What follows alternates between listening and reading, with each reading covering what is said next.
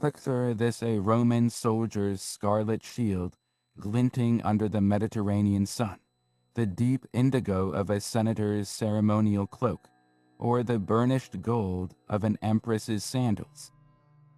These aren't just relics frozen in time. They're echoes of a world that thrived on color, texture, and breathtaking artistry. What's truly astonishing is that these vibrant leather goods, still radiant after 2 years, were crafted without a single drop of modern dye or chemical process. How did they do it? How did ancient Roman artisans transform simple animal hides into objects of such dazzling beauty and resilience, colors so intense they still whisper their brilliance across the centuries? We often think of the Romans as conquerors, engineers, lawmakers, masters of stone and state. But hidden within their legacy is another, quieter marvel, a profound understanding of natural materials and color that modern science is only just beginning to unravel. This is the story of one of history's most captivating lost arts, Roman leather dyeing. It's a tale that weaves together botany, alchemy, trade, and ritual, a secret world where murex shells, madder roots, and oak galls held the keys to hues that signified power, identity, and even divinity. Join me as we step into the workshops of ancient Rome, where the air was thick with the scent of boiling vats and crushed plants, and where craftsmen worked with recipes so precise and potent that we've yet to fully replicate them. This journey isn't just about rediscovering forgotten techniques, it's about uncovering the very soul of a civilization that saw color as magic, as status, as a language. From the bustling tanneries of Pompeii to the imperial dye houses of Rome, we're about to dive deep into the mysteries of how they turned leather into lasting art. And by the end, you won't just see history, you'll feel it in every shade they left behind. To grasp the true genius of Roman dyeing, we first need to understand the colossal industrial machine that was required to support it. This wasn't a cottage industry of a few artisans. It was a massive, stinking, and incredibly organized economic powerhouse. The scale is almost unimaginable. Consider the Roman army alone, which at its height numbered over 300,000 men. Every single soldier required a leather tent, a heavy pack, a water skin, a sword scabbard, and sturdy sandals known as caligae, the nails of which we still find scattered across ancient battlefields today. Now multiply that by the entire civilian population across the empire, from senators needing elaborate footwear to merchants requiring durable sacks for grain. The demand for quality leather was absolutely insatiable. This demand created entire cities dedicated to the craft. The tannery district in Rome itself, located between the Caelian and Esquiline hills, was infamous. The poet Martial wrote of the overwhelming stench that wafted from the vats where hides were cured, a smell so potent it defined the entire neighborhood. But the real scale becomes clear when we look at places like Pompeii, where archaeology has preserved this industry in stunning detail. Excavations have revealed enormous tanneries with rows of dedicated stone vats, each used for a different stage of the multi-week process of transforming raw, putrefying hides into supple, workable leather. This was a highly specialized and foul-smelling assembly line that required a vast workforce. That workforce was organized into powerful guilds, or collegia. These weren't just social clubs. They were serious trade unions that protected trade secrets, set quality standards, controlled prices, and provided a social safety net for their members. A tanner, a shoemaker, a saddler each belonged to their own respected and influential guild. This level of organization ensured consistency and quality on an industrial scale, allowing a legionary stationed in cold, Wet Britain to have his leather gear perform exactly like that of a soldier sweating in the Egyptian desert. The empire literally hung on this reliability, and the products were everywhere. Beyond military gear, leather was the plastic of the ancient world. It was used for buckets, bellows, hinges, armor, upholstery, flasks, and even protective covers for scrolls. But it was also high fashion. The most sought-after artisans were those who could produce the delicate, brightly colored shoes and sandals worn by the elite. A woman's status could be discerned from the intricate cutwork and dye of her footwear.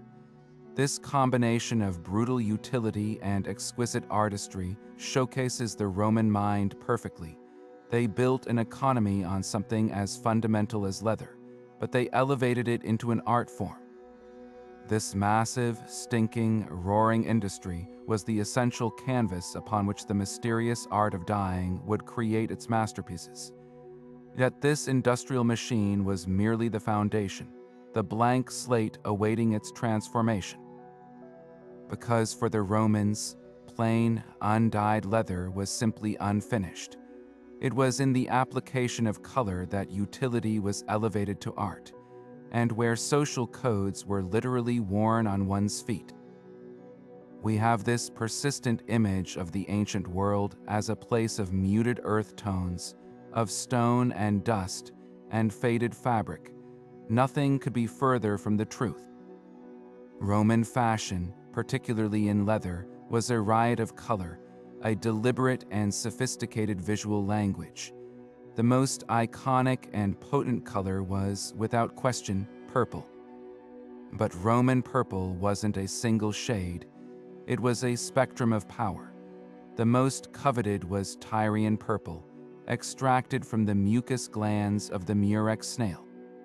The process was notoriously foul. Thousands of rotting shells were needed to produce a single gram of dye, creating a stench so horrific that dye works were relegated far outside city walls. The result, however, was a color that ranged from a deep, blackish crimson to a vibrant violet, a hue that did not fade but grew brighter with weathering and sunlight. This was the color of ultimate status, reserved by sumptuary laws for the broad purple stripe on a senator's toga, and later exclusively for the emperor himself. Wearing this color on your leather sandals or accessories was a direct and illegal declaration of immense wealth and ambition. But the Roman palette extended far beyond imperial purple. There was the brilliant scarlet of the military officer's cloak, a red so vivid and fierce it was meant to inspire both awe and fear on the battlefield. This red came from the madder root, but its intensity was achieved through a complex process involving alum as a mordant, a substance that fixes the dye, and often a second bath in a vat of fermented urine, which acted as a chemical catalyst to bring out the deepest, most fire-like tones. Then there was the deep, almost mystical blue derived from woad leaves, a color associated with the mysterious Celtic and Britannic tribes the legions encountered, eventually adopted for certain ceremonial items. Even yellows and greens had their place. Yellow was frequently obtained from weld or saffron, creating sunny, expensive hues for women's footwear. Greens were trickier, often achieved by first dyeing the leather with woad for blue and then over-dyeing it with a yellow pigment, a testament to the dyer's complex understanding of color theory long before it was formally defined. The remains found at sites like Vindolanda on Hadrian's Wall include scraps of bright yellow kid leather and vibrant green decorative pieces, proof that even on the damp, remote frontier of the empire, fashion and color were essential comforts from home. Each color told a story. The rich, dark brown of a senator's formal boots spoke of maturity and authority. The bright red of a wealthy merchant's shoes shouted success and commerce. The delicate pastels of a noblewoman's sandals often embroidered with gold thread, whispered of a life of sheltered luxury. Your shoes were your resume, your social class, your bank statement, all expressed in a brilliantly coded spectrum of natural color. This wasn't just decoration. It was a deeply ingrained social language, and mastering the chemistry to speak, it was one of the Romans' most guarded and brilliant secrets. But to create this vibrant language of color, the Roman dyer needed more than just recipes. They needed a complete alchemist's workshop, a specialized toolkit that transformed raw, often bizarre, ingredients into liquid brilliance. Stepping into one of these dyeing quarters would have been an assault on the senses. The air, thick with the pungent smell of boiling organic matter and acrid chemicals, would lead you to rows of distinct, purpose-built vessels. The most crucial of these were the dye vats themselves, known as courtenay. These weren't simple pots. They were often large lead or bronze cauldrons, sometimes set into stone benches over hypocaust systems, small underfloor heating channels that allowed for precise, consistent temperature control. Maintaining a steady, low heat for hours or even days was absolutely critical for many of the most complex dyes, especially the prized Tyrian purple. Alongside these heated vats were smaller, shallow pans made of clay or copper, used for simmering more delicate dyes or for the final finishing stages. The dyer's workspace was also cluttered with an array of grinding tools, heavy stone mortars and pestles, their surfaces stained with a kaleidoscope of pigments from years of use, were essential for the first step, breaking down the raw materials. Imagine the sound of crushing the crackle of dried madder roots, the crunch of oak galls, the brittle snap of dried insects like kermes, which provided a brilliant crimson. Each ingredient required a specific grind, from a coarse crush to release tannins to an ultra-fine powder that would dissolve smoothly into a dye bath. For application, a different set of tools came into play. While large items like entire hides were fully submerged in the vats, more delicate or detailed work required brushes made from animal hair or even frayed twigs. These were used to paint dyes onto already formed items like shoes or pouches, allowing for intricate patterns and multicolored designs. We have evidence of this from leather fragments that show sharp color boundaries, impossible to achieve through dipping alone. Spatulas and stirring rods of wood and bone were constantly in motion, used to agitate the hides in the vat for an even color and to skim impurities from the surface of the simmering liquid.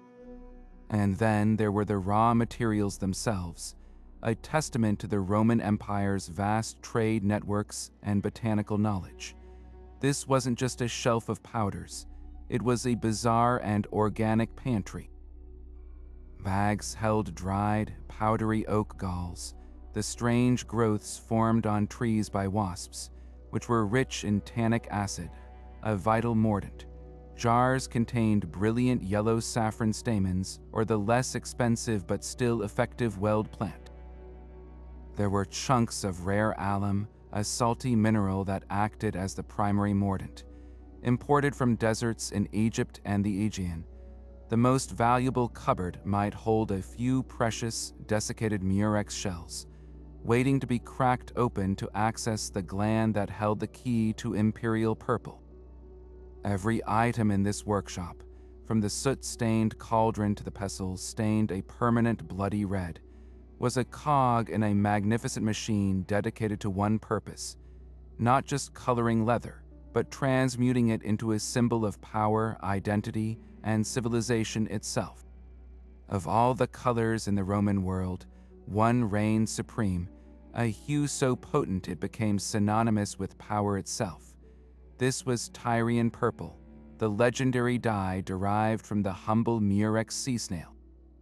Its story begins not in a workshop, but in the shallow waters of the Mediterranean, particularly off the coast of the Phoenician city of Tyre, from which it takes its name. The Romans called it purpura, and obtaining it was an exercise in patience, brutality, and staggering expense. The process was revoltingly organic.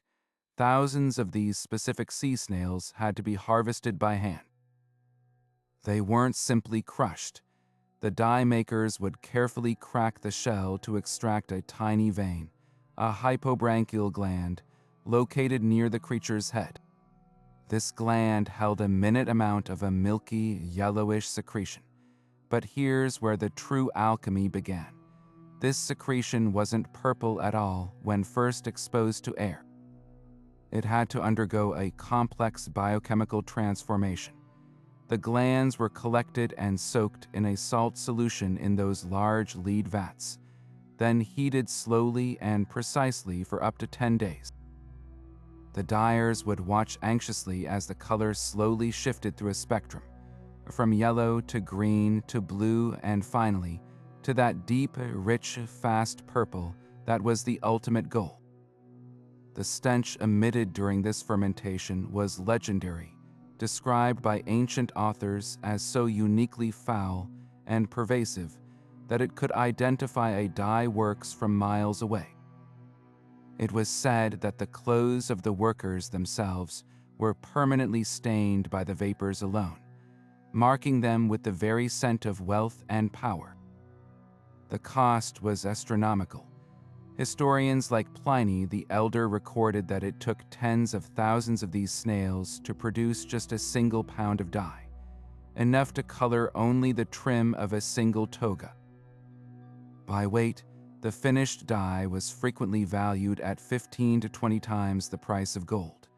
To put that in a modern perspective, dyeing a cloak in solid Tyrian purple could have a cost equivalent to a luxury sports car today. This insane expense instantly made it the ultimate status symbol. It was utterly inaccessible to the common person. Its use was eventually codified into Roman law through sumptuary legislation. Initially, a broad purple stripe on the toga, the latus clavis, was reserved for members of the senatorial class. But as the empire progressed, the allure became too great for even the aristocracy. The emperor became the sole arbiter of this color.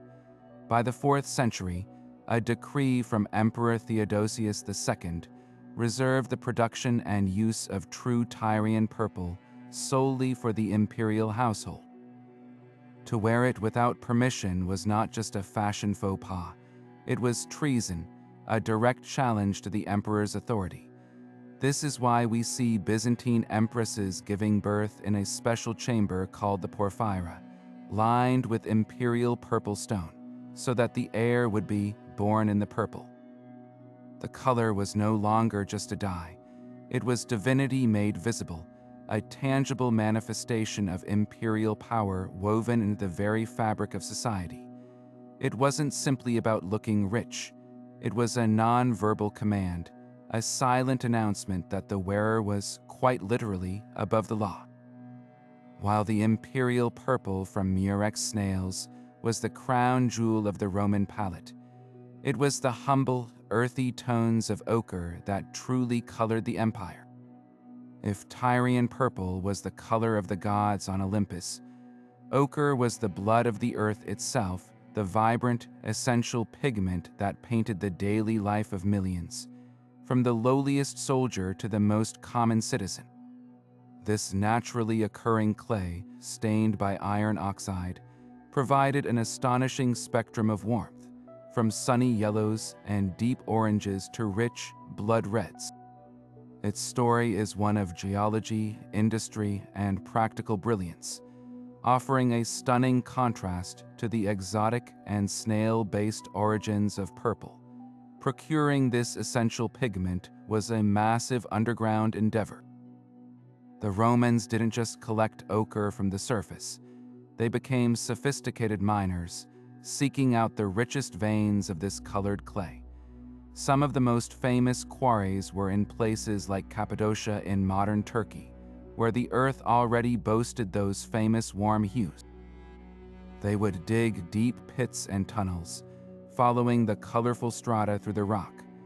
The mineral was extracted in large chunks using picks and chisels, then hauled to the surface in baskets. This was back-breaking, dirty work, but it was the crucial first step in a supply chain that stretched to every corner of the empire. Once mined, the raw ochre was a long way from being a usable pigment. It had to be processed with meticulous care. The large chunks were first broken down with hammers, then placed into large stone querns or mortars to be ground by hand into a coarse gravel. This gravel was then subjected to the most important step, levitation. The crushed ore would be placed into large, shallow settling tanks filled with water and vigorously stirred.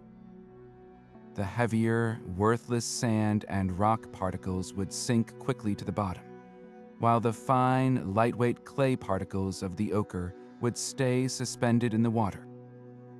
This murky, colorful water was then carefully drained off into a second tank, where the pure pigment would slowly settle out as a sediment.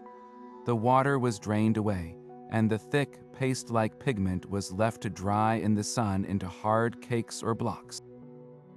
These blocks could then be transported vast distances without losing their potency. A single block was a concentrated package of color, ready to be awakened with water at a workshop thousands of miles away.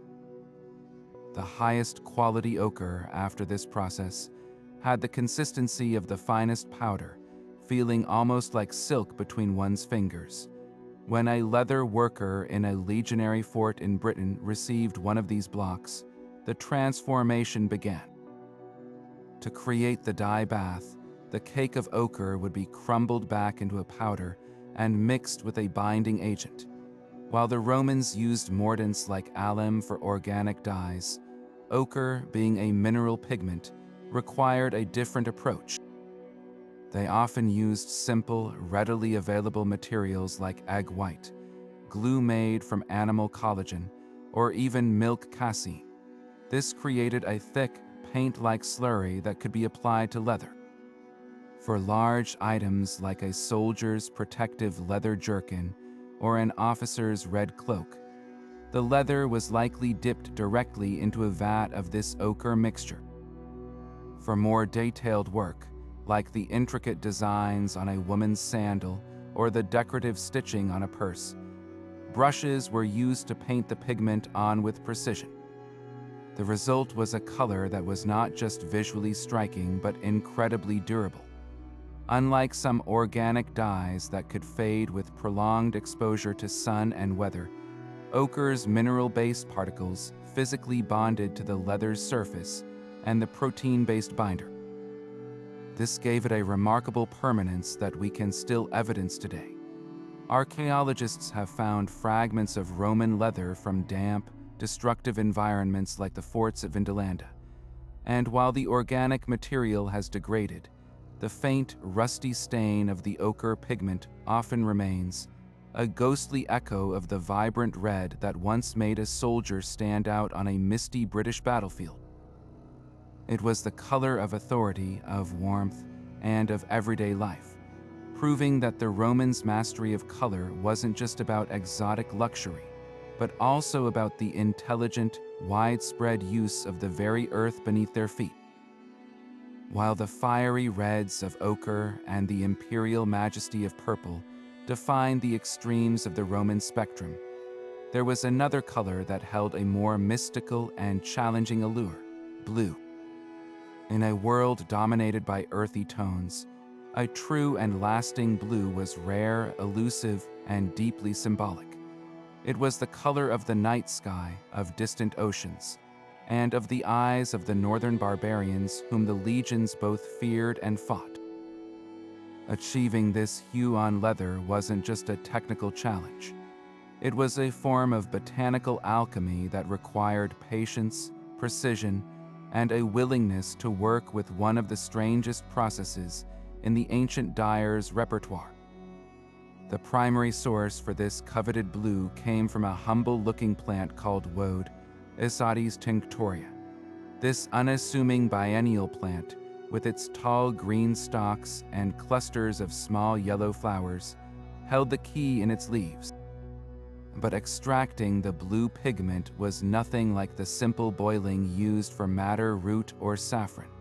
The process was counterintuitive and required a crucial act of fermentation. After harvest, the woad leaves were first crushed into a pulp. This pulp was then formed into balls and left to dry, becoming hard, seemingly inert cakes. To the uninitiated, these dried woad cakes looked like nothing more than fodder for a fire, but they were, in fact, a chemical recipe in suspended animation. The magic began when these cakes were crumbled back into a powder and placed into a special fermentation vat. The dyer would add warm water and a fermenting agent, often stale urine, which provided the necessary ammonia, and then the waiting game started. For days, the vat would sit, its surface covered with a foamy, yellowish scum. The mixture would smell pungent and unpleasant as anaerobic bacteria worked to chemically reduce the precursor compound in the woad, indican, into a soluble, colorless form known as leuco-indigotin. This was the genius of the process. The vat, to the eye, did not contain a blue liquid.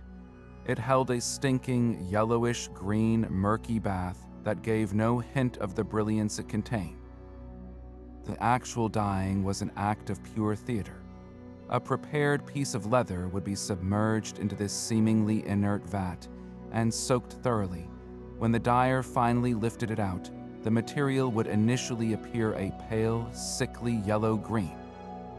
But as the leather was exposed to the oxygen in the air, a breathtaking transformation occurred. The leuco-indigotin on its surface oxidized, and right before one's eyes, the yellow-green would shift to a deep, magnificent blue. It was as if the dyer was pulling the very color of the sky out of a murky puddle. The intensity of the blue could be controlled by the number of dips. A single dip might yield a pale sky blue, while multiple immersions and oxidations could build up to an intense, deep navy that was incredibly color-fast and resistant to fading. While woad was the workhorse for blue, the Romans, with their vast trade networks, had access to an even more exotic and luxurious source.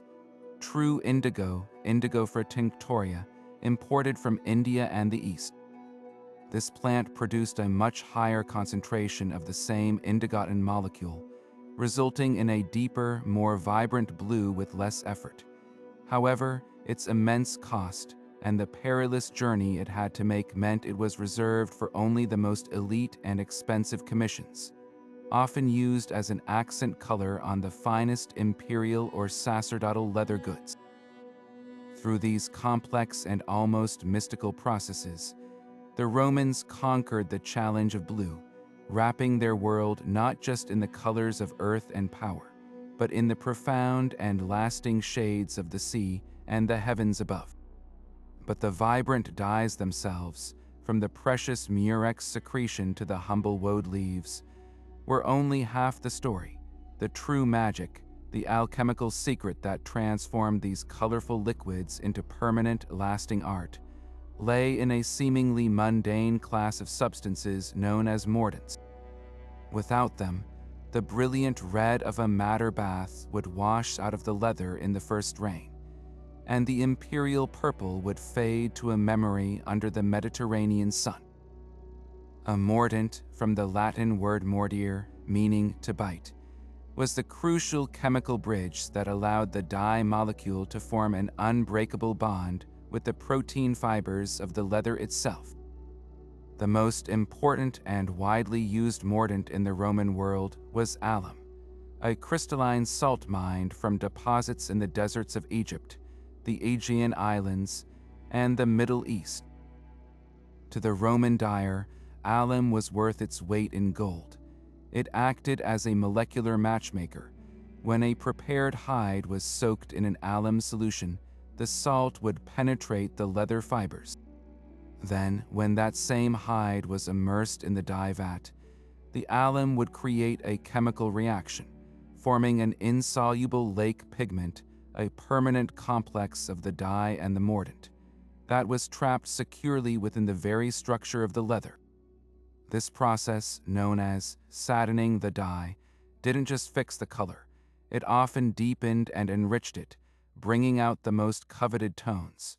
The true artistry, the real secret knowledge of a master dyer, was understanding that a single dye could yield a breathtaking spectrum of colors depending on the mordant used. Take the common madder root, for instance. With an alum mordant, it produced that classic, vibrant Roman scarlet. But if the dyer used a different mordant iron salts, perhaps obtained from soaking rusty nails in vinegar, the very same madder dye would undergo a dramatic transformation, yielding deep, somber purples and near-black shades. This knowledge allowed a workshop with a limited number of raw dye materials to produce an entire rainbow of colors, simply by manipulating the chemistry of the mordanting process. It was a form of ancient color theory in practice. Beyond alum and iron, the Roman dyer's toolkit included other, more organic mordants that showcased their ingenious understanding of chemistry. Fermented urine, collected in public ammonia urinals located near fulleries and tanneries, was a vital source of ammonia. This alkaline substance was crucial for the woad vat fermentation, but it also acted as a mordant and a cleaning agent, helping to degrease the leather and open up its fibers to better receive the dye. Even the tannic acid naturally present in the leather itself, especially from the vegetable tanning process using oak galls or bark, could interact with certain dyes and mordants to alter the final hue. The mordanting process was a precise and timed ritual. The leather had to be thoroughly and evenly saturated with the mordant solution. Any unevenness would result in a splotchy, inconsistent dye job. After mordanting, the hide was often left to rest for a period, allowing the chemical, biting action to fully take hold. Only then was it ready for the dye vat. This two-step, and sometimes 3 or 4-step, process separated the amateur from the master. It was this hidden, unglamorous world of bubbling alum solutions and vats of aging urine that truly gave the Roman Empire its color, ensuring that the brilliance we still glimpse on ancient fragments today was not a fleeting glimpse, but a statement built to last for millennia. Yet before a single drop of vibrant dye could ever touch the surface, the raw material itself had to undergo a transformation so physically revolting it defined an entire profession. We've marveled at the brilliant colors, but we must now venture back to the very beginning of this odyssey into the overwhelming, stomach-churning world of the tannery. If the dyer's workshop was an alchemist's studio of strange scents, the tanner's yard was something else entirely, a necessary industrial nightmare. The journey from a raw, freshly flayed animal hide to the smooth, pale leather ready for the dyer's art was a weeks-long ordeal of putrefaction and purification, a battle against decay itself that relied on some of the most pungent materials imaginable. Imagine the arrival of a fresh hide, still dripping and stiff with blood. The first step was a crude but effective cleaning. It was soaked in a vat of plain water, not to soften it, but to loosen any remaining flesh and fat. This alone created a foul stew, but it was merely the appetizer. The true test began with deherring. The Romans had a highly effective, if utterly disgusting, method for this. They soaked the hides in a solution of animal urine. Large collecting vessels, called amphorae, were placed in public spaces to gather this free and readily available resource. The ammonia in the urine would slowly break down the hair follicles, and the outer epidermal layer, allowing the hair to be scraped away easily with a curved, two-handled knife called a lunellum or little moon. But the most infamous stage was the actual tanning, the process that turned the unstable, rotting animal skin into durable, flexible leather. For this, the Romans employed a method called tying, which used a truly nauseating paste. The primary ingredient was alum, that same precious mordant used by dyers, but it was mixed into a thick slurry with something far more organic: dog feces. Street collectors would gather dog excrement, and it became a valuable commodity for tanners. The enzymes in the feces helped to break down the hide's fibers and allowed the alum to penetrate deeply, creating a soft, white, and very pliable leather perfect for fine goods like gloves and luxurious clothing. The stench that rose from these vats of fermenting excrement and ammonia was, by all ancient accounts, absolutely legendary, a unique perfume that clung to the workers, their clothes, and the very walls of the district. This reliance on such vile materials had a direct and powerful impact on the urban landscape. No one wanted to live or work downwind of this process. Roman law, through codes like the famous 12 Tables, often explicitly banned these operations from within the city's sacred boundary, the Pompeii.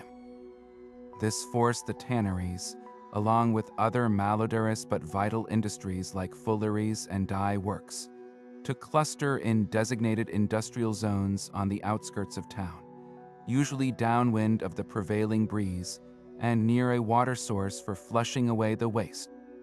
In Rome, this was the area between the Caelian and Esquiline hills, a place the satirist Martial described as so foul that it made the breath of every passerby smell of the tannery vats. In a smaller town like Pompeii, the large tannery was conveniently located right near the city gate, ensuring the worst of the smell was carried away from the crowded forums and wealthy villas. The tanners themselves, the chorarii, were essential but socially marginalized figures. They worked in a world of filth and stench that the elite openly scorned, yet their product was the foundation of the empire's economy and military might. They were members of powerful guilds for protection and community, but their profession marked them. The poet Plutarch even recounted a story of a tanner whose shop was near the Roman Senate. The senators eventually had to petition to have it moved because the smell was so distracting during their debates. This tension highlights a fundamental Roman reality. Their civilization of dazzling art and gleaming marble was built upon foundations that were messy, smelly, and utterly pragmatic. The pristine white leather that arrived at the dyer's workshop was not a gift of nature. It was a prize hard-won from a weeks-long battle against rot, a testament to the Roman willingness to endure any foulness in the pragmatic pursuit of perfection. To truly understand how these complex processes were replicated across the vast empire, we must turn to the surviving texts, the ancient instruction manuals that held the secrets. And no source is more invaluable or more frustratingly cryptic than the work of Pliny the Elder. His monumental natural history is a sprawling encyclopedia of the Roman world's knowledge, a treasure trove of information on everything from astronomy to zoology. But when he turns his attention to the arts of dyeing and tanning, we quickly realize his writing serves a dual purpose. It records the recipes, but it also deliberately obscures them, written in a language of allegory and vague measurement that protected the valuable trade secrets of the guilds. Pliny doesn't simply list ingredients and steps. He describes the production of Tyrian purple not with a straightforward recipe, but with a poetic, almost mythological narrative. He speaks of the brine of the shellfish, the need for the vat to be moderately warmed by a gentle fire, and the precise moment when the dye, after its days of fermentation, achieves a rosy glow before deepening into the coveted hue. He gives relative amounts, stating that the larger shells produce more dye, but the smaller ones from the northern coasts provide a superior color. What he pointedly avoids are the exact, replicable details, the precise temperature of that gentle fire, the exact pH level of the brine, or the definitive number of days required for the perfect fermentation. This wasn't poor scholarship. It was a deliberate act of secrecy. These details were the crown jewels of the dyeing guilds, knowledge passed from master to apprentice in sworn confidence. To write them down plainly for any rival to read would have been unthinkable. This use of allegory and guarded language extended beyond purple. When discussing the use of madder root for red, Pliny might note that the best roots come from a specific region and should be of a good age. But he omits the critical detail that the active dye compound, alizarin, increases in potency for the first 2 years of the plant's life before declining. The instructions for the woad vat are particularly evocative and vague.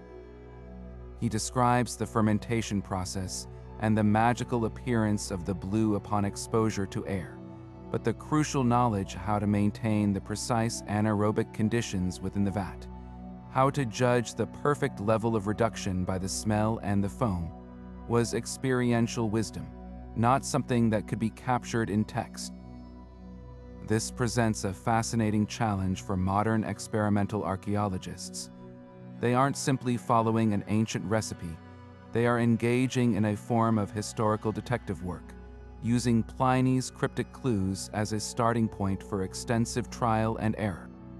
A team might spend years testing different fermentation times, temperatures, and urine concentrations to finally achieve a stable woad vat that produces a consistent blue, a process the Roman dyer could likely sense intuitively. The texts give us the ingredients and the basic outline, but mastering the art requires rediscovering the lost rhythm and feel of the craft, the unspoken knowledge that lived in the hands and nose of the master dyer, forever guarded from the written page. While the texts of Pliny offer a shadowy outline of the craft, the volcanic ash of Mount Vesuvius provides the breathtaking, three-dimensional reality. When the mountain erupted in 79 AD, it didn't just destroy the bustling town of Pompeii. It froze it in a terrifying moment, preserving an unparalleled snapshot of Roman daily life. Among the homes and forums, archaeologists have uncovered an industrial district that serves as our single most important window into the actual, grimy workings of the Roman leather and dyeing trades. Here, the theories from texts become tangible, held in the residue of shattered pots and the tools left behind by craftsmen who fled for their lives. The most significant discovery was a fullery and dye works complex, known as the Phylonica of Stephanus. This wasn't a small home workshop. It was a multi-story, purpose-built industrial operation. Stepping inside, the layout tells the entire story. The ground floor was dominated by a series of large, shallow basins built from stone and waterproof plaster, arranged in a sequence. These weren't for washing clothes, as once thought, but were the very dye vats and rinsing pools for treating leather. The positioning allowed workers to move a hide systematically from one stage to the next, a physical testament to the organized, almost assembly line process we described earlier. In the corners of these rooms, researchers found the most telling evidence of all: heavy stone pedestals with deep, stained grooves cut into them. These were the pressing stones, used to wring out excess dye and moisture from the treated leather, their surfaces still bearing the faint, multi-hued stains of the last colors they touched. But the real gold mine was discovered in the storage rooms and on the workbenches, where time literally stopped. Ceramic pots, known as amphorae and dolia, were found still in place, some with their contents intact. Through advanced chemical analysis like chromatography and mass spectrometry, scientists have been able to identify the residues inside these containers. One pot might reveal the chemical signature of madder, root, and alum, a pre-mixed mordanting solution. Another contained the traces of fermented urine, the ammonia-rich agent critical for the woad vat and cleaning. Most spectacularly, some vessels still held a thin, crusty film that tested positive for the unique chemical markers of the murex snail, the unmistakable, priceless signature of Tyrian purple, right there in a shop in a provincial town, proving that the demand for luxury colors extended far beyond the capital. And then there are the unfinished objects themselves, perhaps the most poignant finds of all. In one workshop, partially dyed strips of leather were discovered, abandoned mid-process. One side might be a brilliant, completed red, while the other end remained a pale, undyed cream, showing us the exact moment the dyer's work was interrupted. We also find the tools of the trade, exactly where they were dropped: bronze and iron knives for cutting and scraping, bone and wood spatulas for stirring vats, and brushes with their bristles still stiff with dried pigment. These aren't artifacts in a museum case. They are the very instruments, clutched by hands 2,000 years ago, that created the colors we marvel at today. This Pompeian time capsule removes all guesswork, transforming the abstract descriptions of ancient authors into a vivid, undeniable, and deeply human picture of an industry caught in a single, catastrophic moment. This incredible industrial and artistic system found its most disciplined and demanding application not in the forum or the villa, but on the battlefield. For the Roman legionary, leather was not a luxury. It was the very fabric of his survival, and the dyes applied to it served a purpose far beyond mere decoration. Every piece of his kit, from the sandals on his feet to the tent he slept in, was color-coded for function, identity, and psychological impact, all governed by rigorous military standards that ensured uniformity across the entire empire. Take the iconic Roman shield, the scutum. This wasn't just a piece of wood. It was a curved, body-length canvas of layered plywood, almost always covered in stretched leather for resilience. And that leather was almost universally dyed a brilliant, fearsome red. This was not a random choice. On the dusty, chaotic battlefield, that wall of red created a unified, intimidating visual front, making the legion appear as a single, monstrous entity. The color itself, achieved through madder, root, and an alum mordant, was also deeply symbolic. Red was the color of Mars, the god of war, and it was believed to project ferocity and courage. But there was a practical reason, too. A deep red dye, especially one rich in tannins from the madder root, offered a degree of preservation, helping to protect the leather from rot and the elements, much like the red oxide paint used on iron to prevent rust. Individual units, cohorts, or legions would then further personalize these shields with unique insignia, lightning bolts, wings, or animal figures painted in other durable pigments like yellow ochre or woad blue, allowing for instant identification in the heat of combat. His personal armor also relied heavily on dyed leather. The lorica segmentata, the famous segmented plate armor, was held together by an intricate internal system of leather straps and hinges. These vital components were consistently treated with dark, oil-based dyes, often achieving a deep brown or near black color. This wasn't for show. The dark dye, frequently reinforced with pitch or beeswax, helped to weatherproof the straps, keeping them supple and strong. It also helped them blend into the shadows of the armor, presenting a more uniform and polished metallic appearance on parade. For soldiers wearing simpler leather jerkins or lorica hamata with leather padding, that leather was also dyed, typically in more subdued tones of brown or dark red, making them less visible targets and standardizing their look across the ranks. Then there were the boots, the callagi. These heavy-soled sandals were engineering marvels of durability, with thick leather soles studded with hobnails. The upper straps, however, were a different story.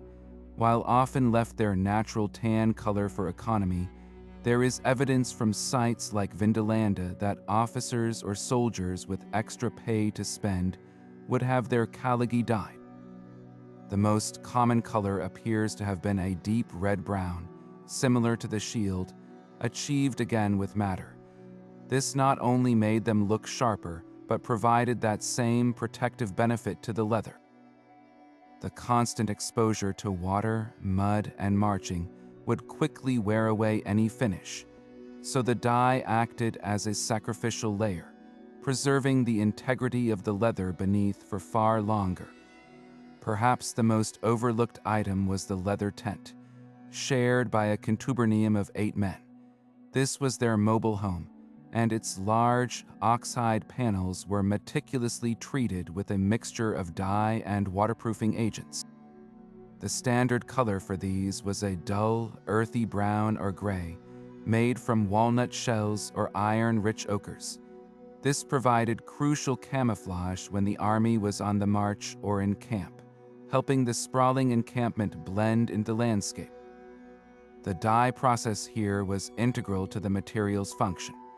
The mordants and pigments helped seal the leather's pores, making the tent more resistant to rain and morning dew.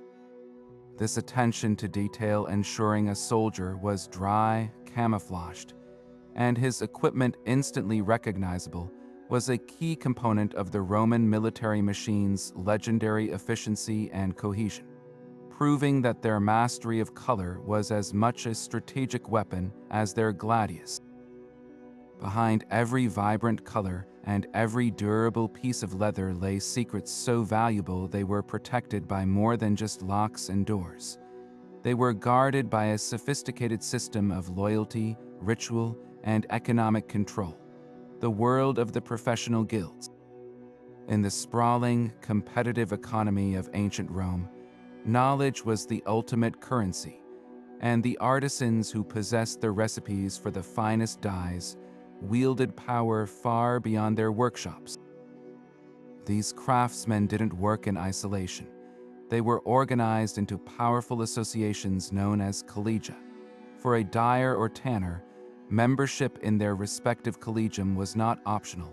It was the very foundation of their career, their social standing, and their ability to earn a living. These guilds functioned as a combination of a modern trade union, a regulatory body, a social club, and a secret society, all rolled into one. The primary weapon in a guild's arsenal was its control over the transmission of knowledge. The complex, multi-stage processes for creating consistent, brilliant colors were not written down in manuals available to the public. Instead, they were passed orally from master to apprentice in a system designed to ensure total secrecy. A young boy entering a dyeing workshop as an apprentice wouldn't start by learning recipes. He would spend years performing the most menial tasks, fetching water, stirring vats, grinding raw materials, all while silently observing the master at work. He was learning the rhythm and feel of the craft long before he learned its formulas. The critical secrets, the precise temperature for the Tyrian purple vat, the exact fermentation point for the woad, the secret ratio of madder to alum for a perfect scarlet, were only shared after years of proven loyalty. This knowledge was often imparted under oath, sometimes even sealed with religious rituals invoking the guild's patron deity, ensuring that divulging secrets was not just a breach of contract, but a sacrilegious act. This culture of secrecy was ruthlessly enforced because it was the direct source of the guild's wealth and influence. By maintaining a monopoly on the highest quality products, a guild could control market prices and ensure a stable, high income for all its members. A shoemaker in Rome knew that the scarlet dye produced by the local dyers' guild was unmatched in its quality and color fastness. If he tried to source a cheaper, inferior red from an independent dyer outside the guild system, the drop in quality would be immediately obvious to his elite clientele, ruining his reputation. The guilds created a closed loop of quality assurance and economic protectionism. They could set standard prices for their goods, prevent destructive undercutting from outsiders, and even negotiate favorable terms for the bulk purchase of raw materials like alum or madder root, further entrenching their dominance. The social function of the collegia was equally vital. In a society with no state-sponsored safety net, the guild provided security for its members and their families. It collected dues that went into a common fund used to support craftsmen who fell ill, to pay for the funeral expenses of deceased members, and to provide for their widows and orphans. This created an unbreakable bond of mutual reliance. Betraying the guild's secrets wasn't just a betrayal of a business. It was a betrayal of the very community that ensured your family would be cared for in times of crisis. This powerful social pressure, combined with the economic and ritualistic oaths, made the walls around these trade secrets virtually impregnable. The brilliant, lasting colors of ancient Rome were not just a triumph of chemistry. They were a triumph of organized, secretive, and self-interested human cooperation, proving that some of history's most beautiful art was born from fiercely protected knowledge. Yet for all its artistry and organization, this industrial machine had a dark and lasting shadow, one that extended far beyond the foul smells that plagued city neighborhoods.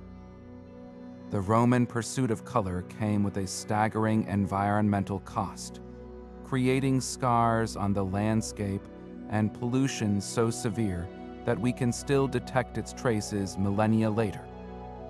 The most visible testament to this waste were the immense middens, the ancient garbage dumps, formed almost entirely from the shells of the murex snail. After the precious dye gland was painstakingly extracted, the empty, broken shells were utterly worthless, but the scale of the industry meant these discards accumulated into literal mountains of refuse. Outside major dyeing centers like Tyre, Sidon, and later Rome itself, these mounds of crushed calcium carbonate grew to monumental proportions. Ancient historians wrote of entire hillsides appearing white from a distance, not with snow or limestone, but with a gleaming, sun-bleached carpet of countless shells. Over centuries, these piles were compressed by time and weather into solid geological formations. So immense were they that modern archaeologists, using core samples, can still identify these distinct layers in the soil, marking them as the specific waste product of the purple dye industry. They stand as the first great monuments to industrial pollution, a permanent alteration of the geography driven by the insatiable demand for a single color. The damage, however, ran much deeper than these visible hills of refuse.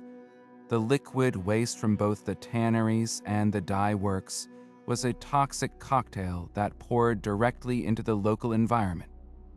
The tanning process, with its vats of fermenting urine and feces, produced a runoff rich in ammonia, organic matter, and dangerous bacteria. This effluent was typically flushed directly into the nearest river or stream, a common practice for industries located on the outskirts of town. The immediate effect was the utter devastation of aquatic life.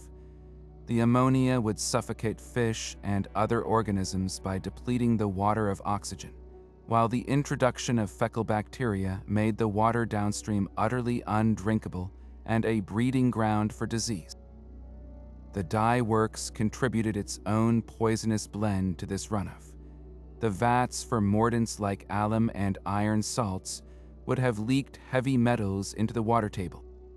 The complex organic compounds from the boiling madder roots, woad leaves, and other plants would have further contaminated the soil and water. Most alarmingly, the production of Tyrian purple itself may have been uniquely toxic. Some modern biochemical studies suggest that the lengthy fermentation of the murex glands could have produced hydrogen sulfide gas, the same gas that smells like rotten eggs and is lethal in high concentrations, as a byproduct, potentially poisoning the air around these facilities and seeping into the water. This level of pollution did not go entirely unnoticed by the Romans themselves. Writers like Seneca and Columella occasionally complained about the foul quality of water downstream from industrial districts, noting its unpleasant taste and its inability to support life. The legal solution was simply to move the problem. Sumptuary laws and urban zoning regulations consistently pushed these malodorous and polluting industries farther and farther away from the centers of population, out of sight and mind for the elite. The waste was swept to the periphery, a necessary byproduct of a civilization that prized cleanliness, beauty, and order within its city walls, even if it meant creating zones of ecological sacrifice beyond them.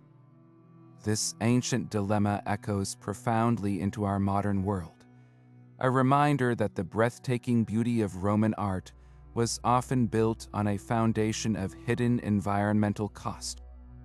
The most captivating mystery isn't how the Romans created such vibrant colors, but how they engineered them to last. We find these fragments 200 years later, and the ghosts of their brilliance still cling to the leather. This wasn't a happy accident. It was the result of a profound, if unconscious, mastery of photochemistry and molecular bonding, achieved centuries before we had the language to describe it. Their colors endured because the Roman dyer wasn't just a painter. He was a molecular architect, building structures of pigment designed to withstand the assault of time, weather, and the Mediterranean sun. The secret weapon, as we've seen, was the mordant, but its role went far beyond simply making the dye stick. It fundamentally altered the very nature of the dye molecule itself, creating a new, more resilient compound. Think of it like this. A dye molecule on its own is like a single person standing in a heavy rain, easily washed away. A mordant, like alum, acts as a steadfast anchor, grabbing onto both the fiber of the leather and the dye molecules simultaneously.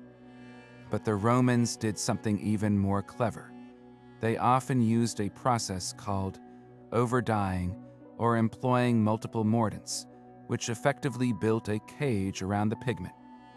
For instance, to achieve a deep black, they might first use an iron-based mordant, which bonds well but can make leather brittle, and then follow it with an oil or tannin treatment that sealed and protected the now darkened fibers.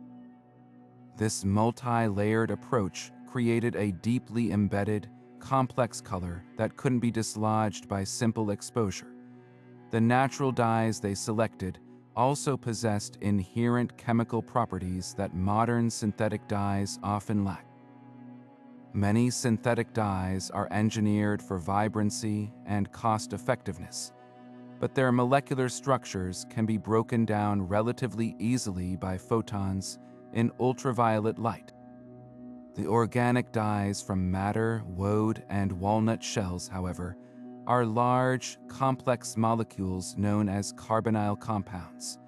Their intricate structures allow them to absorb the energy from UV radiation and dissipate it as harmless heat, rather than breaking apart. It's like the difference between a flimsy piece of paper bleaching white in the sun and a deep, dark stone simply getting warmer. The Roman dyes were the stone.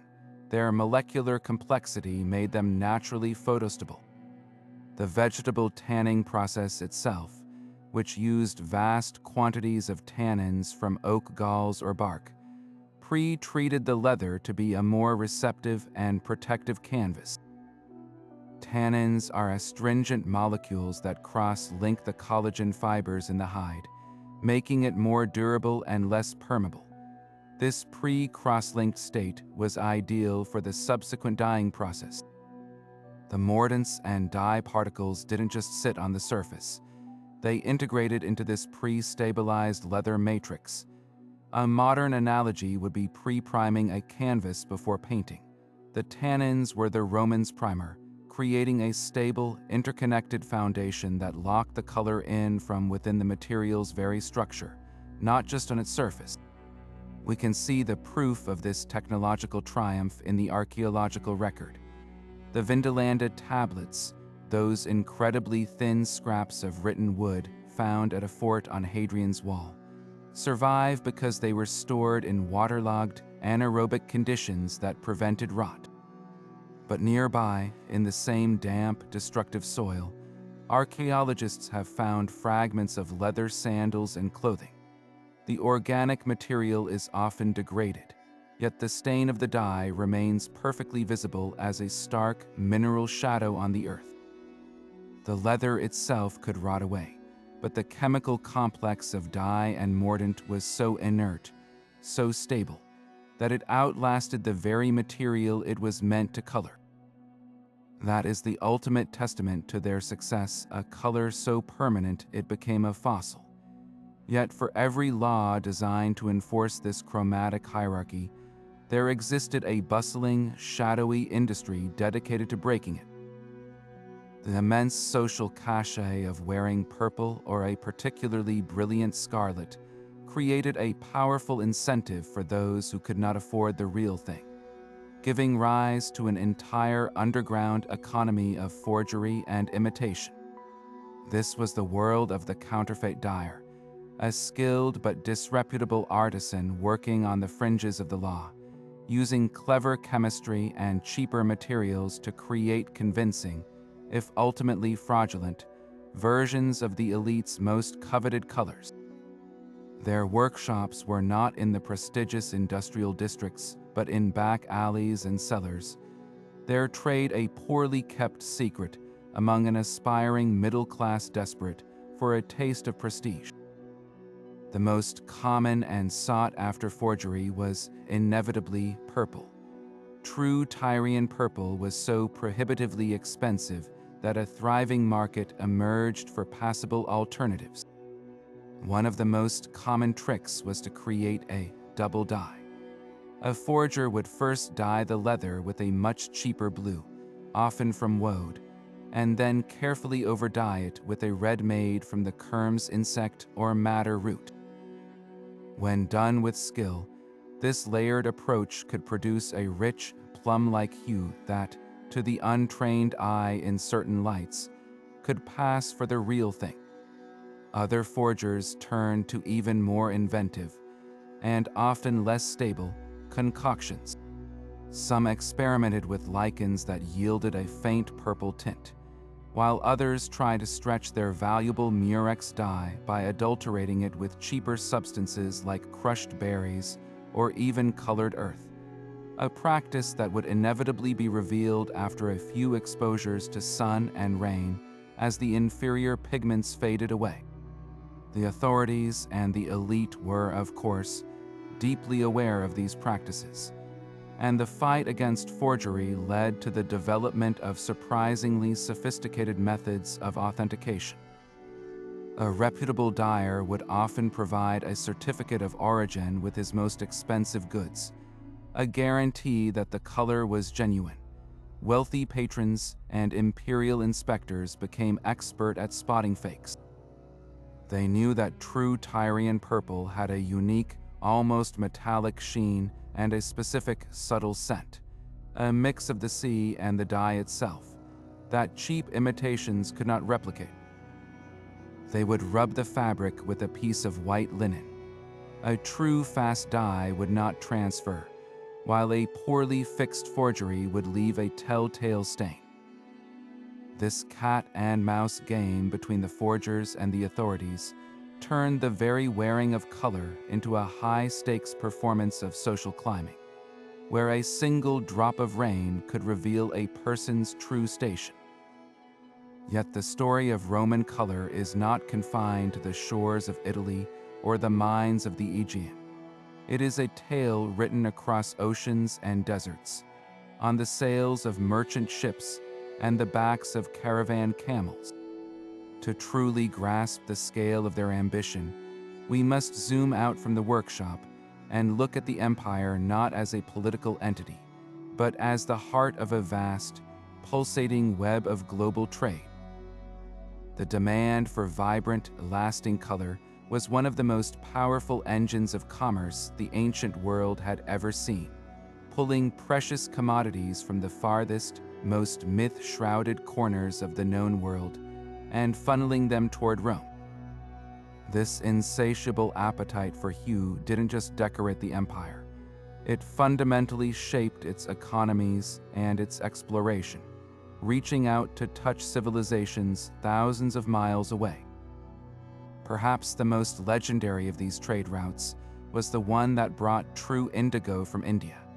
While Roman dyers could produce a beautiful blue from local woad, they recognized the superior quality of Indian indigo, known as indicum.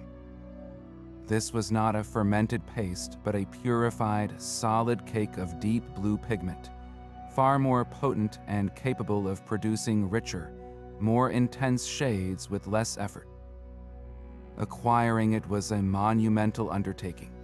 The journey began in the Indus Valley, where the plant was processed. From there, the precious cakes were transported by caravan to ports on the western coast of India. There, they were loaded onto massive Roman trading vessels that caught the monsoon winds, braving the open ocean to cross the Arabian Sea.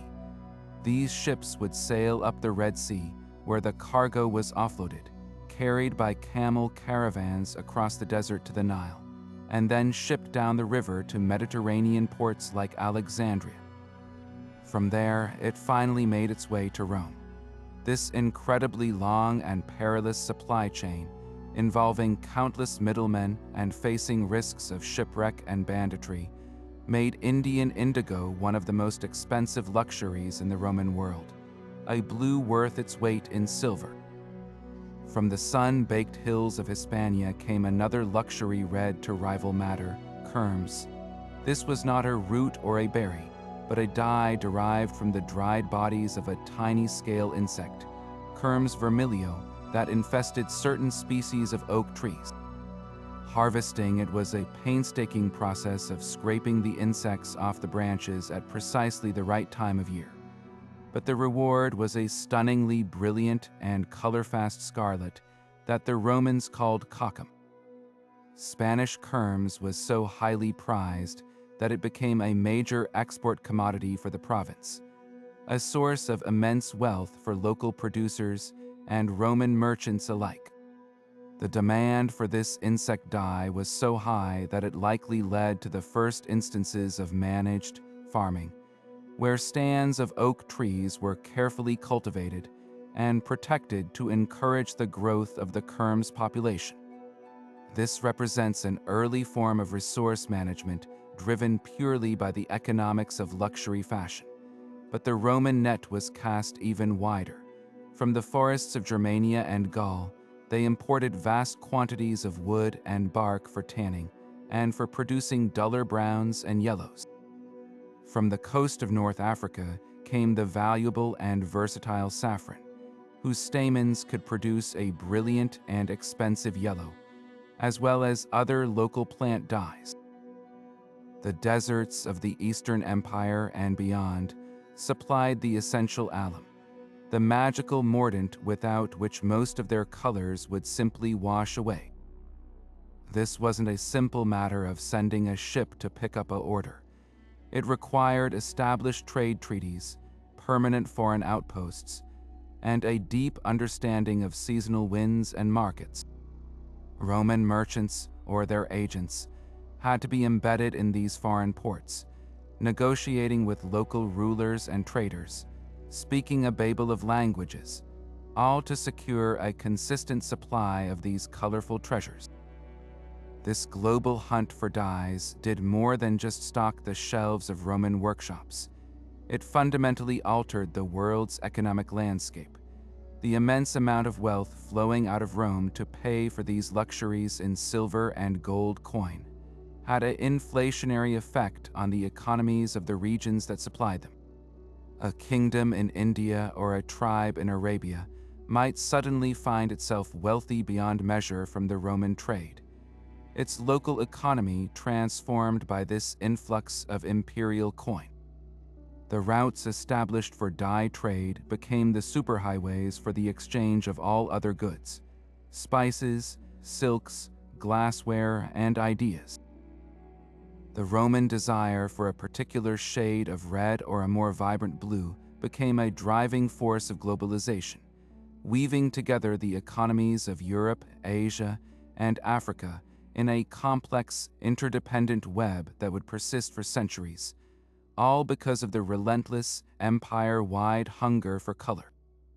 But how can we truly see this world in action, beyond the scattered tools and chemical residues? For that, we must turn to art not as mere decoration, but as a vital historical document.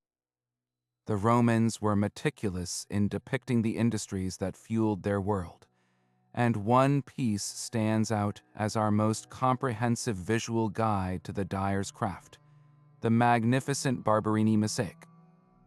This stunning work of art, dating from the late 2nd or early 3rd century and now housed in the Vatican museums, is more than a beautiful floor. It's a detailed, step-by-step illustration of the entire process, from raw material to finished product, giving us faces, actions, and a vibrant window into the dyer's workshop that text alone can never provide. At the center of the mosaic's narrative, we see the master dyer himself, a figure of clear authority and skill. He isn't depicted as a lowly laborer, but as a respected artisan, dressed in a tunic and intently focused on his work. His hands are deep in a large, heated cauldron, meticulously stirring a simmering dye bath. The artist has taken care to show the intensity of his concentration, capturing the precise moment of transformation as the hides submerged in the vat take on their rich color. This central figure is the conductor of the entire operation, and the mosaic emphasizes his expertise. Surrounding him are his assistants, each engaged in a specialized task. One young apprentice is shown carefully carrying a freshly treated piece of leather, its new color bright and wet, perhaps moving it to a rinsing basin or a drying rack. Another figure tends to a smaller pot heating over a brazier, likely preparing a specific mordant or a secondary dye for a more complex color blend. The mosaic is particularly valuable for its depiction of the tools and vessels we've only been able to imagine from archaeological fragments. We see the large, rounded courtenay, the dye vats crafted from metal and set into what appears to be a stone bench. We can observe the long-handled wooden paddles used for stirring, designed to keep the artisan's hands at a safe distance from the hot, often corrosive liquids. In one corner, a set of grinding stones and mortars sits ready, stained with the pigments of countless previous batches, waiting to crush the next batch of madder root or kermes insects into a fine, potent powder. This isn't a generic representation of work. It's a specific and accurate portrait of a high-end dyeing operation, likely catering to a wealthy clientele demanding the finest colors. Most importantly, the Barberini mosaic helps us resolve long-standing debates about the sequence of operations. It visually confirms what texts like Pliny's only hint at, that the process was a continuous, flowing assembly line. We see untreated, pale hides stacked on one side, then submerged in the mordanting baths, and finally entering the vibrant dye vats. The artwork suggests a workspace organized for efficiency, with each stage flowing logically into the next, minimizing movement and maximizing output. It shows us that the foul smells and chemical processes were managed within a structured, almost graceful choreography of labor. This single mosaic, laid into the floor of a wealthy Roman's home, does what no archaeological dig or ancient text can do alone. It breathes life back into the silent workshops of the past, allowing us to witness the focused intensity and skilled hands that clothed an empire in color. But how do we move beyond the silent testimony of these artifacts and truly understand the hands-on genius of the Roman dyer? For that, we must turn to a field where history is not just studied, but relived to experimental archaeology. Today, a dedicated group of historians, chemists, and master craftspeople are embarking on an extraordinary mission to step back into the workshop, to get their hands stained with the same pigments, and to use the cryptic clues left behind to recreate these legendary colors from scratch. Their work is a fascinating dance of trial and error, a process that humbly reveals just how much unspoken, intuitive knowledge the Romans possessed, knowledge that never made it into the history books. The process begins with the same frustratingly vague ancient texts we discussed earlier. A team might start with a passage from Pliny describing the production of a madder red. They follow his instructions to the letter, gathering the roots, preparing an alum mordant, and simmering the mixture. And often, the initial result is a profound disappointment, a weak, pinkish wash that bears no resemblance to the fierce, fiery scarlet found on archaeological fragments. This is the first and most crucial lesson. The texts are a roadmap, but they are missing all the road signs. The real secrets were in the details the Romans considered too obvious to write down. Was the madder root harvested in its first or second year? Was the water hard or soft? Was the heat a gentle simmer or a specific, carefully maintained temperature just below boiling? This is where the real detective work begins. The modern dyers become culinary artists, tweaking their recipe one variable at a time. They might discover that allowing the madder root to age for a specific period increases the concentration of the active dye molecule alizarin. They learn that the type of metal in the pot itself, iron, bronze, or lead, can dramatically alter the pH of the dye bath, skewing the color from red to orange or even a rusty brown. One of the most significant breakthroughs in recreating the famous Roman scarlet was the rediscovery of the critical role of urine. As described in the texts, they add fermented urine to the vat as a final step, and after a tense period of waiting, they witness the same alchemical transformation the Romans did. The color deepens from a dull brick red into that vibrant, potent scarlet right before their eyes. The success isn't just visual, it's often olfactory, filling the air with the unmistakable, pungent aroma of ammonia that would have been the signature scent of every ancient dyer's workshop. Perhaps the most humbling and enlightening experiments involve the infamous Tyrian purple. Following the ancient methods, teams have collected thousands of murex snails, carefully extracting the tiny hypobranchial gland. They prepare the salt solution and begin the slow, days-long heating process described by Pliny. The failure rate is enormous. If the temperature spikes too high, the dye is ruined, turning a dull, muddy brown. If the fermentation is cut short, the color never develops beyond a weak lavender. But on those rare occasions when every variable aligns, the temperature, the salinity, the precise duration, the modern dyers experience the same magic. They watch the liquid shift through its spectrum of colors until it settles into that deep, rich, living purple. And when they dye a swatch of wool or leather and expose it to the sun, they see for themselves the truth of the ancient claim. The color doesn't fade. It grows brighter, more radiant, as if the sun itself is unlocking its final brilliance. These experiments do more than just produce pretty colors. They fundamentally change our understanding of Roman technology. Each failure reveals a hidden variable, a piece of tacit knowledge that was second nature to a Roman apprentice. A successful recreation is a triumph that speaks volumes about the Romans' profound empirical understanding of organic chemistry, temperature control, and photochemical reactions. It teaches us that their expertise wasn't just in following a recipe, but in possessing a deep, intuitive feel for their materials, a knowledge written in the hands, the nose, and the eyes, a language of craft that we are only now, 200 years later, beginning to slowly and painstakingly relearn. Yet for all its sophistication, this vast and intricate system of knowledge did not survive the great unraveling of the Western Roman Empire. The vibrant reds, the imperial purples, and the mystical blues didn't just fade from leather, they faded from memory itself.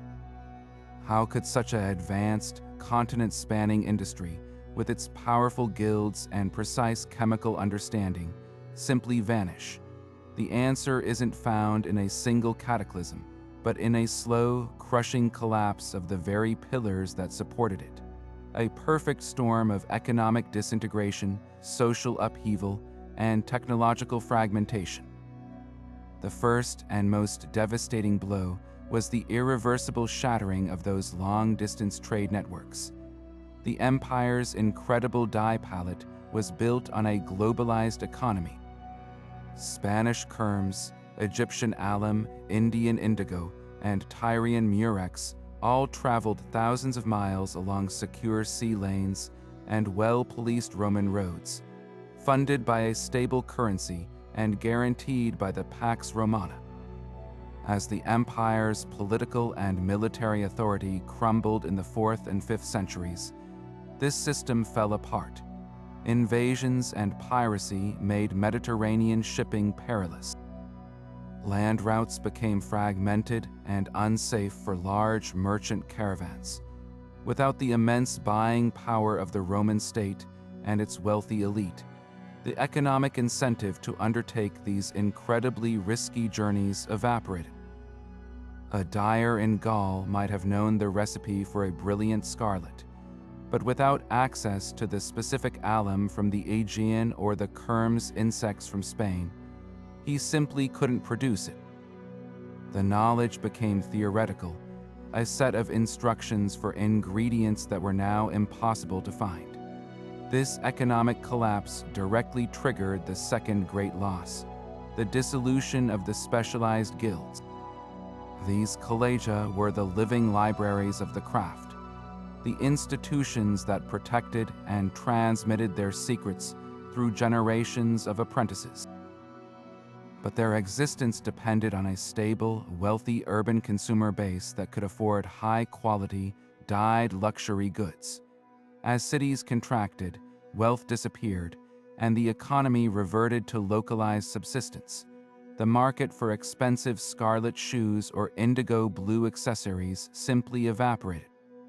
A shoemaker no longer needed to know how to work with a dozen different colors. He just needed to produce sturdy, functional brown boots. With no economic incentive to maintain the old standards, the guilds lost their purpose, their funding, and their influence. The master dyers, the holders of the most complex secrets, found themselves with no apprentices to teach and no customers to serve. When an old master died, his knowledge died with him, not in a single dramatic event, but quietly in 100 forgotten workshops across the former empire. A profound shift in aesthetics and power also played a crucial role. The new Germanic rulers and the rising Christian church had very different visual priorities than the old Roman aristocracy. The Church, in its early centuries, often favored simpler, more somber colors, associating the flamboyant displays of imperial purple and scarlet with pagan vanity and decadence. The vibrant color language of Rome, which had so precisely communicated social rank and military authority, lost its meaning in a world now organized around feudal loyalty and religious devotion. While the Eastern Roman Empire in Constantinople managed to preserve the secret of Tyrian purple for its emperors, this only underscores why it was lost in the West. It became an isolated, heavily guarded secret of a distant court, not a living, breathing industry. In the West, the demand for the most brilliant colors was gone, and without demand, there was no need to sustain the incredibly complex and expensive supply. Finally, we must consider the rise of what we might call good enough technology. With the loss of the complex recipes for color-fast scarlets and blues, local artisans necessarily returned to simpler, more readily available dyes. Walnut hulls, onion skins, and local berries could produce pleasant if muted colors. These new dyes were easier to produce and required far less sophisticated chemistry. Why go to the immense trouble of fermenting a woad vat for weeks when you could get a serviceable yellow from weld growing in a nearby field? The superior quality of the old Roman colors was no longer a necessary benchmark in a less competitive, less wealthy, and far more localized world. The techniques weren't so much violently destroyed as they were gently abandoned, left by the wayside because the world that required them had ceased to exist.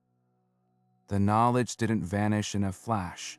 It faded like a brilliant piece of leather left out in the sun, until all that remained was a faint, puzzling stain on the fabric of history, a ghost of a technology that once colored an empire. Yet as the last echoes of Roman industry faded into what we now call the Dark Ages, the Western world did not plunge into a monochrome abyss. Color persisted, but its palette shrank dramatically, its technology simplified, and its most brilliant secrets retreated into isolated pockets of knowledge, or were lost entirely for centuries. The story of medieval dyeing is not one of total amnesia, but of a fractured inheritance, a scattered collection of surviving techniques trying to fill the void left by a collapsed system. Some colors, by their very nature, proved more resilient than others. The knowledge of how to produce blue from woad never truly vanished. It persisted in regions like Gaul and Britain, where the plant grew readily. However, the scale and sophistication of its production diminished. The large, temperature-controlled fermentation vats of the Roman officina were replaced by simpler, smaller-scale operations, often run by monastic communities or individual peasant families. The process became more artisanal than industrial. A medieval dyer might still achieve a beautiful sky blue, but the deep, consistent navy that required multiple dips and precise chemical control became far less common. Woad became a local rather than an imperial color. Other earthy tones clung on through sheer necessity.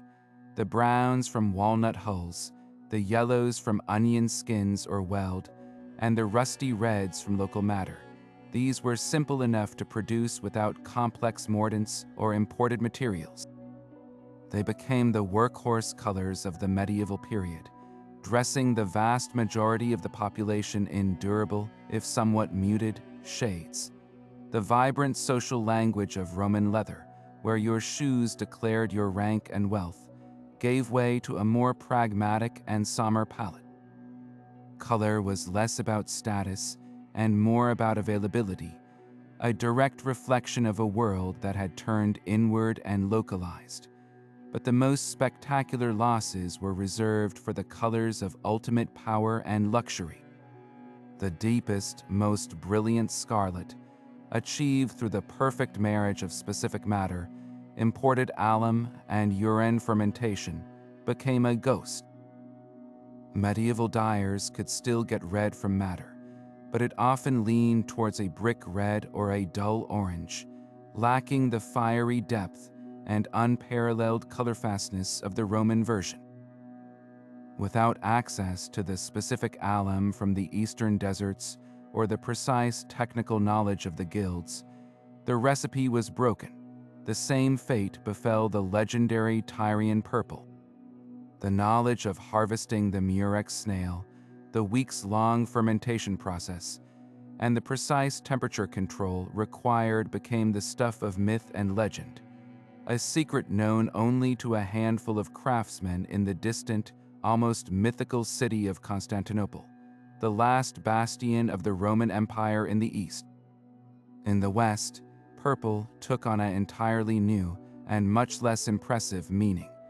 It often referred to a color achieved by a double dip in cheaper blue and red dye baths, resulting in a faint plum or lilac shade. True imperial purple was so far beyond their reach that its very definition changed to accommodate what was actually possible. For over a millennium, the deepest secrets of Roman color chemistry remained locked away, not in a hidden vault, but in the silent gaps of lost trade routes, disbanded guilds, and extinct oral traditions. The medieval world was left with the scattered pieces of a magnificent mosaic, able to admire its general shape, but utterly incapable of recreating its most dazzling and brilliant sections.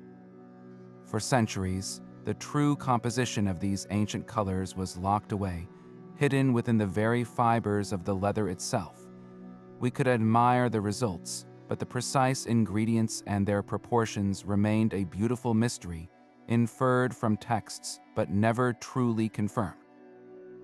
That all changed with the arrival of a remarkable 21st century technological detective, high-performance liquid chromatography, or HPLC.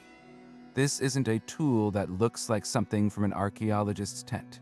It's a complex instrument of gleaming metal and plastic that you'd find in a modern pharmaceutical lab.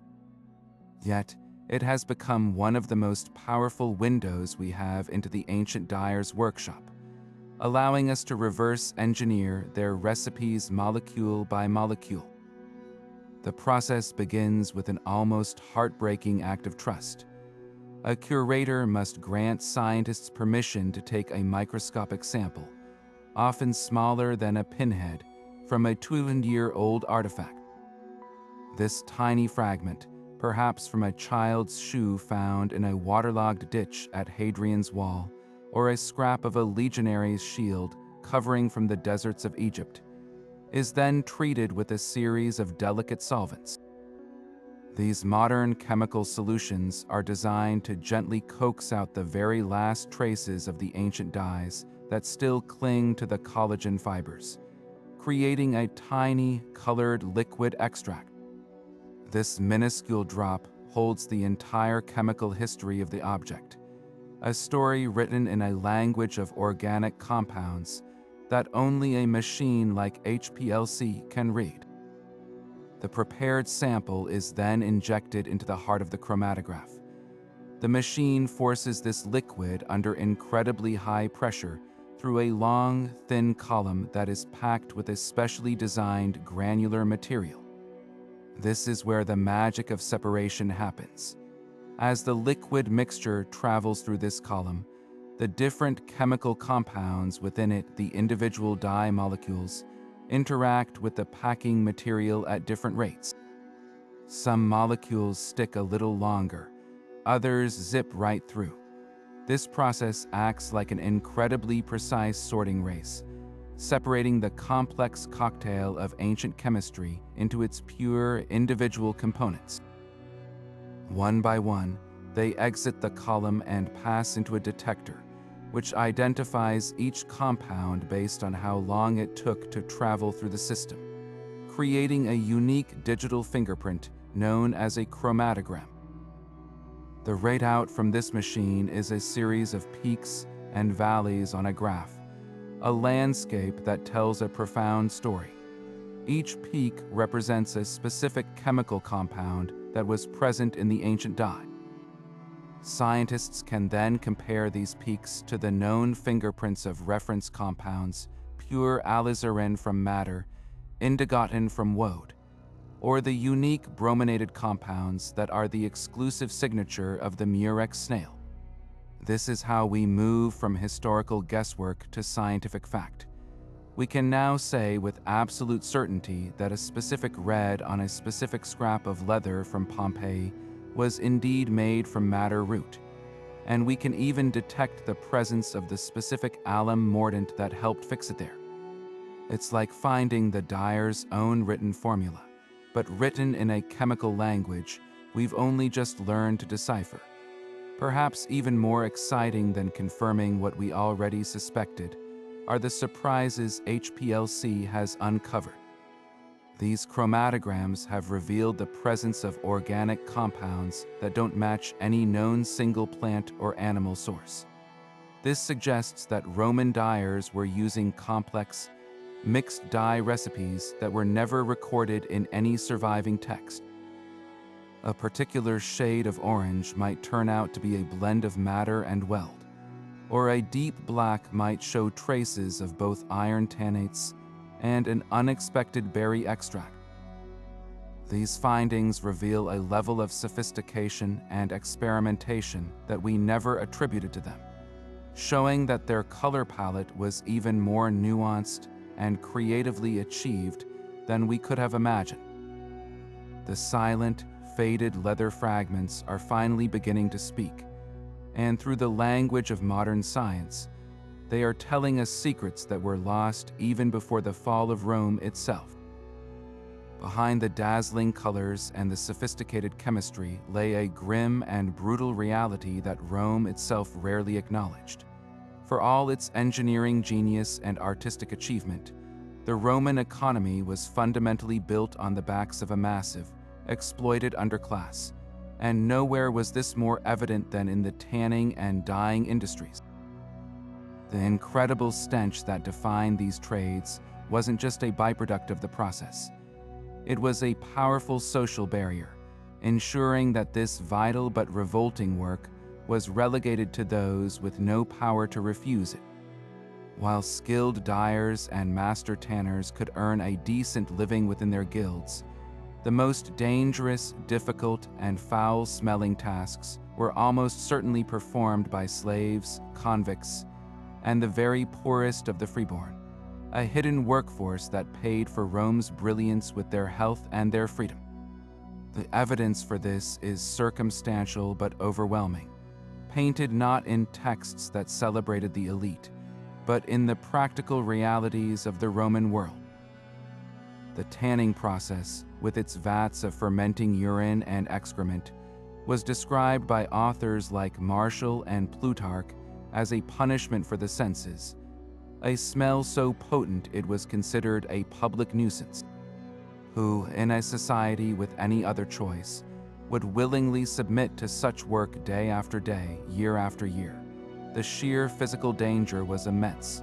The constant exposure to ammonia fumes from the urine vats would have caused chronic respiratory ailments, eye damage, and skin lesions.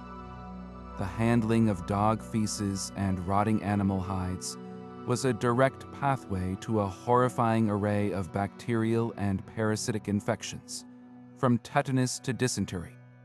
In an era before germ theory and antibiotics, a simple cut from a bone scraper could lead to a fatal infection. This was not a job for citizens with rights. It was a job for the disposable. The dye works, particularly for the most prestigious colors, were no less hazardous. The production of Tyrian purple involved weeks of boiling thousands of rotting murex shells. Modern biochemical analysis suggests this fermentation likely released toxic hydrogen sulfide gas, which in enclosed spaces is a silent and rapid killer. Lead poisoning from the metal vats was a constant threat, leading to madness, organ failure, and a painful death. The grinding of mineral pigments like ochre filled the air with fine particulates that would have scarred lungs, causing a form of ancient silicosis. The elite of Rome, from the emperor down to the wealthy senator, enjoyed the visual proof of their status in the purple stripe on their toga, but they were utterly insulated from the human suffering that created it, suffering that was conveniently located far outside the city walls, out of sight and out of mind. This systemic exploitation was reinforced by Roman law and social hierarchy. Slavery was the engine of the ancient economy, and certain industrial tasks were explicitly deemed opera sordida, sordid or degrading work, and were therefore fit only for slaves. The jurist Ulpian even classified work that involved foul odors as inherently shameful. The tanneries and large-scale dye works would have been perfect candidates for such a workforce. We know from inscriptions that some skilled dyers were freedmen who had bought their freedom, but they almost certainly oversaw teams of enslaved laborers who performed the brute force, high-risk tasks. This created a cruel hierarchy even within misery. A skilled slave might hope for manumission, but the unskilled laborer trapped in the stinking vats had little hope of escape, their lives shortened by their labor, their value measured only in the volume of leather they could process or the consistency of the dye they could produce. The vibrant, lasting colors that defined Roman identity, from the soldier's scarlet cloak to the senator's purple boots, were not just a triumph of chemistry. They were a product of a system that deemed some lives an acceptable cost for the beauty and power of others.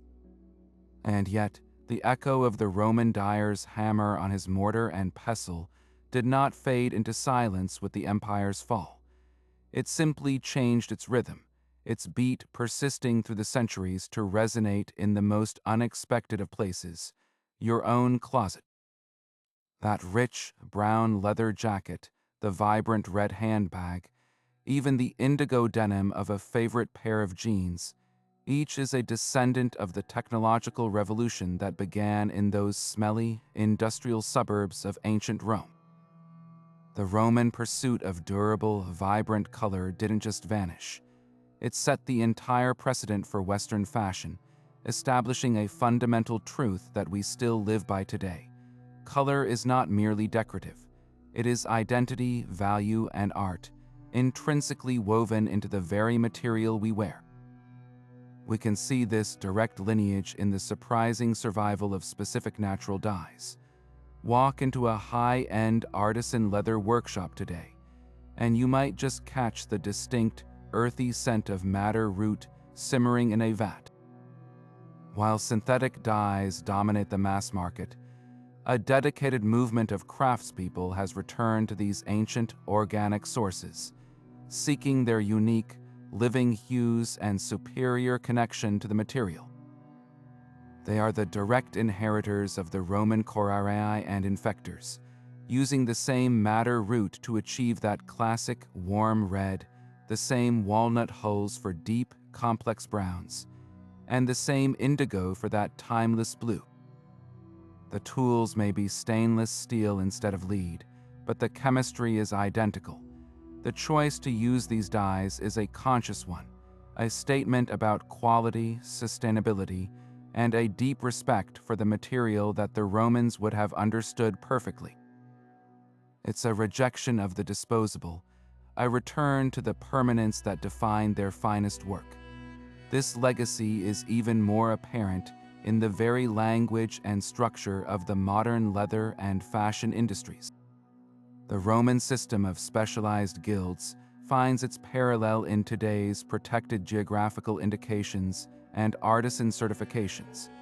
Just as Tyrian purple could only come from specific workshops using a specific process, today's Shetland wool or champagne must come from their designated regions, their names protected by law to guarantee authenticity and quality.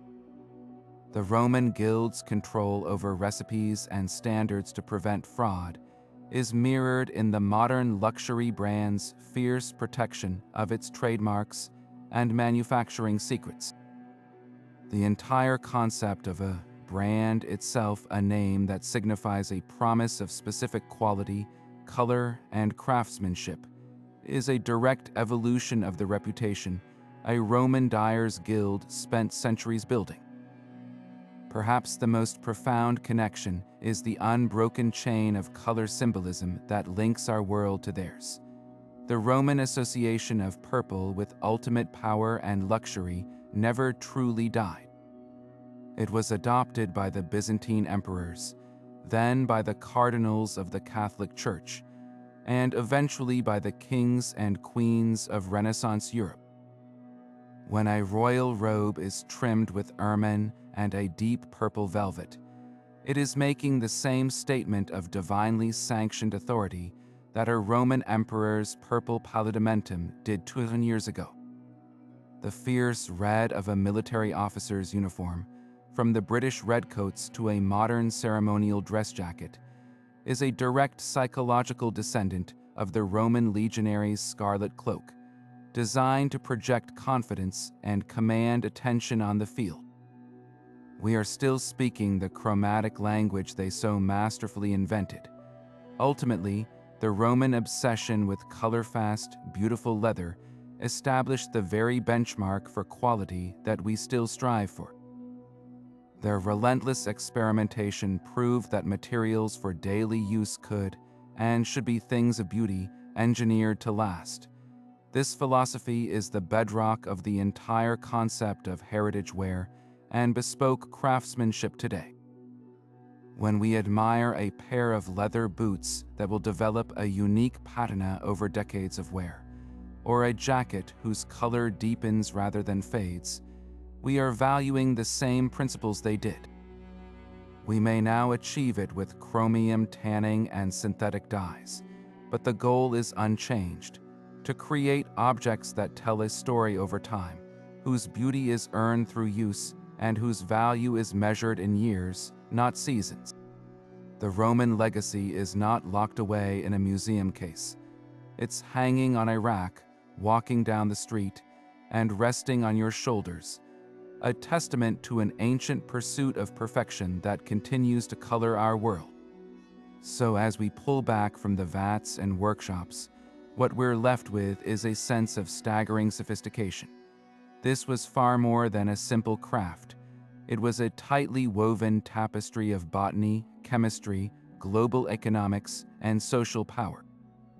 The Romans didn't just stumble upon these techniques, they built an entire industrial and intellectual ecosystem to support them, one fueled by secretive guilds, protected by imperial decree, and powered by a relentless drive for perfection. They understood the molecular dance between tannin and fiber, between mordant and pigment, on an intuitive level that modern science is only now fully beginning to decode with its most advanced instruments. This legacy is a powerful reminder that history's most enduring mysteries aren't always about lost cities or buried treasure. Sometimes they're hidden in plain sight, in the very colors we walk past in museum cases. Every faded scarlet fragment and every stain of purple is a silent testament to a civilization that saw the world not in monochrome, but in a brilliant, coded spectrum of meaning. They turned the humble animal hide into a canvas for imperial authority, military might, and personal identity, and in doing so, they left us a puzzle we are still passionately piecing together, one chromatograph reading and one experimental vat at a time. The story of Roman leather dyeing is ultimately a human story, of the anonymous artisan who knew precisely how long to ferment the woad, the merchant who braved ocean storms to bring back indigo, and the enslaved worker who endured the unimaginable stench to create the pristine canvas for it all. It's a story of art and science, of beauty and brutality, forever intertwined. And that's what makes history so compelling. It's not just about what they made, but about the incredible ingenuity and the often hidden cost behind it. This journey into the secrets of color is just one of countless ancient mysteries waiting to be unraveled. Which one should we dive into next? What lost technology or forgotten art from the ancient world fascinates you the most? Let me know down in the comments. Your idea might just be the subject of our next deep dive together. And if you want to join us as we keep uncovering these forgotten worlds, make sure to subscribe and hit that bell so you don't miss a single discovery. Thanks for watching.